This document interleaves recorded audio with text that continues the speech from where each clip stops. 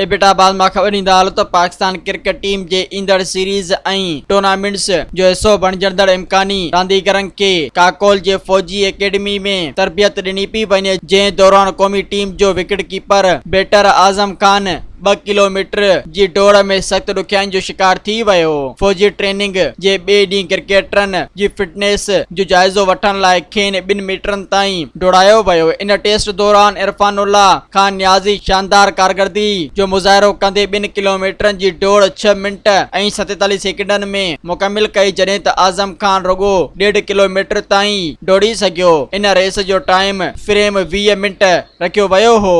मज़ीद ख़बरनि ऐं तफ़सीलात लाइ विज़िट कयो असांजी वेबसाइट www.awamiNewsHD.com ऐं ॾिसंदा रहो अवामी न्यूज़ HD।